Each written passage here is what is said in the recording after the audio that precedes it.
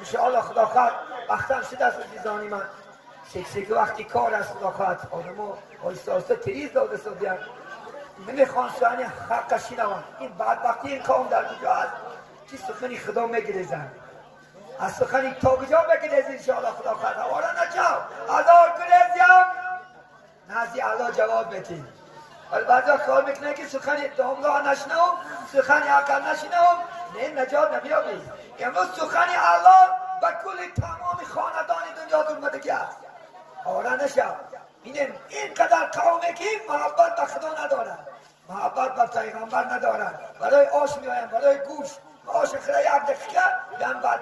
سخنی نشنوم میشنوی نمیشنوی جزا مکرره یاد نبرم خدای تعالی نمیبخشد تا اگر نشونید اگر در اینجا خدا خواهد یک شیدالی میبود آلی خدا خواهد دید سلا دیوالم پوی آدم بشود خدا خواهد مایکل جکسون اگر زندهش نمیومد خدا خواهد از نه از سوق کشیده از فرگانه کشیده تمام مردم حاضر بشه بدبختی ده که سخن خدا آرد میکنیم سخن خدا را قبول کردن نمیخواهیم از این بهتر سخن نیست کجا میگریزی؟ حالی خدا خواهد میری حالی سری خواب میری بعد آرزو بکنی کاش در صحبت علما میششتم کاش انشاءالله صحبت علما در ساعت ها میششتم هم صحبت میشیدم افسوس میخوری یکی فایده نمیکنه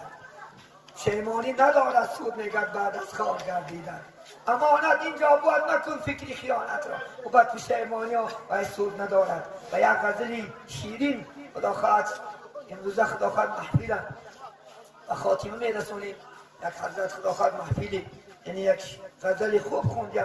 در دام روزه نیست میشه انشاءالله خدا خواهد یاد کردن هر قلب جاش میکنیم بسیار خدا خواهد غزلی تأثیر بخش است الحمدلله خدا خواهد به این غزل انشاءالله صحبتی روزه با آخر میرسونیم بسم الله الرحمن الرحیم ذکری تو چه شیرین است در حلقه ما امشب عیشی دلی غمگین است در حلقه ما امشب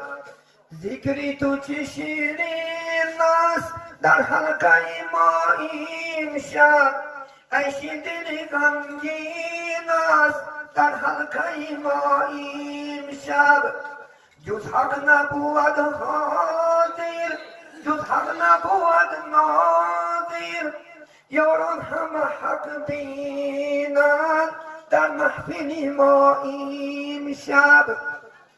جز حق نبود حاضر جز حق نبود ناظر یاران همه حق بینند در حلقه ما امشب نه خوف دوزخ اینجاست نه شوق بهشت اینجاست چه ملت و آیین هست در حلقه ما امشب نه خوف دوزخ اینجاست نه شوق بهشت اینجاست که ملت و آیین است در حلقه ما امشب به حکم خدا هستم با شوق خدا مستم یاران همه حق بینند در حلقه ما امشب به حکم خدا هستم با شوق خدا مستم یاران همه حق بینند در حلقه ما امشب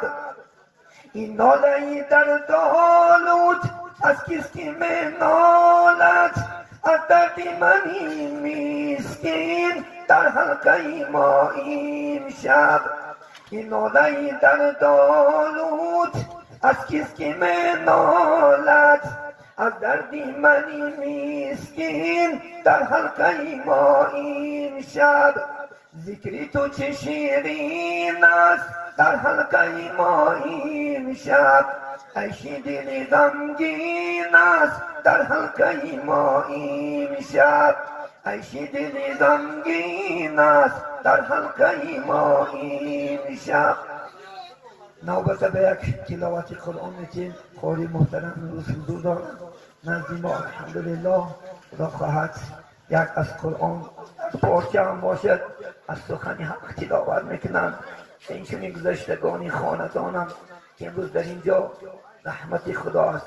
بزرگان گفتن کجا که قال الله قال رسول الله باشد، سخنی ائمه های دین باشد، در اونجا انشاءالله رحمتی پروردگار است. امروز خدا خواهد با رضا بردشونم پدر و مادر و تمام اولاداشون از این توی سنتی شاد شدن انشاءالله. با عدل خدا خواهد یک پارچه قرآن خوانیم در حقیق گذشتگانشو بخشیم، نور انشاءالله خدا خواهد بالای بان بکشد.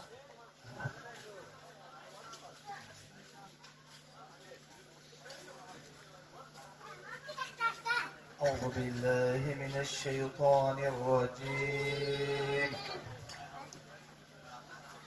بسم الله الرحمن الرحيم. هو الله الذي لا إله إلا هو عالم الغيب والشهادة، هو الرحمن الرحيم. هو الله الذي لا إله إلا هو الملك القدوس السلام المؤمن المهيمن العزيز الجبار المتكبر،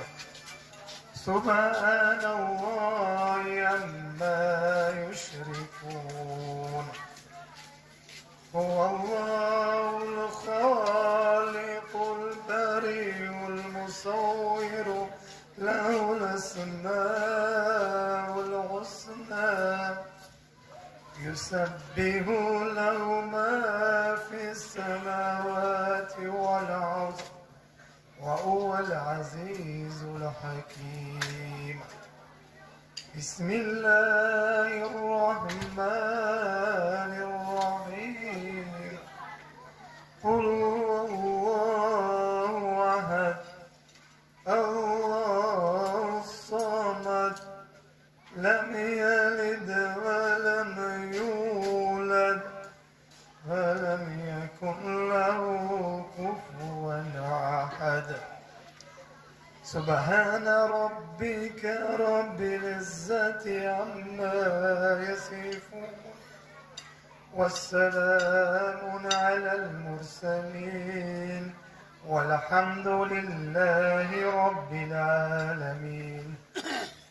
بسم الله الرحمن الرحیم. الحمد لله والصلاة والسلام على رسول الله. مقبول تلاوت قرآن شنوده حضرت رحمان جل جلاله، آدم صفی الله، نوحی نبی الله، ابراهیم خلیل الله، اسماعیل ذبی الله، موسی کلیم الله، عیسی روح الله، برهان جناب سرور عالم حضرت محمد مصطفی صلی الله علیه و سلم، برهان جمیع گذشتگان این منزل و مکان، به کسان بیچارگان، دور افتادگان، غریبان، شهیدان، خصوصا امی اهل جماعت، امی اهل خاندانشی طرفی پدر و مادریش باشه، جمیع گذشتگانشون خداوند در این روزهای خرسندی، در این روزهای شادی، یعنی قبرهاشون پر نور، آخرتشون آباد بگردانی و رحمتی الله سبحانه و تعالی خداوند خودش سزاوار بگردانی. آنچه خیر احسانی که کردم برای رضای خودت حق سبحانه و تعالی خداوند با درگاه خود قبول نمایی، سایبانی آخرت بگردانی. در این خاندان همیشه تینجی، آرامی، خاطر جمعی، تنسیتی، فیض و برکات، همین کودکان خداوند خودت عمری دراز، رزقی فراز در آینده مثل باباهاش و عالمان و قاریانی با عمل بگردانی. پروردگارا در این روزهای خرسندی خداوند دعای ما رو قبول نمایی. این بیماری که برای ما و شما تشویش آوردیم خداوند زودتر از ما دور بگردانی. این قوم و جمعیت ما رو از بلاهای ارضی و سمایی در پناه خود نگهبان باشین. هر کی را حاجات است مقصود است خداوند با فضل و کرمت برآورده خیر بگردانی. قال محمد صلى الله عليه وسلم في مناجاته استعيذ بالله ومنهم من يقول ربنا آتنا في الدنيا حسنة وفي الآخرة حسنة وقنا عذاب النار. صلى الله تعالى على خير خلق محمد وعلى آله وأصحابه أجمعين برحمتك يا أرحم الراحمين. شما دین نوری دیده تازه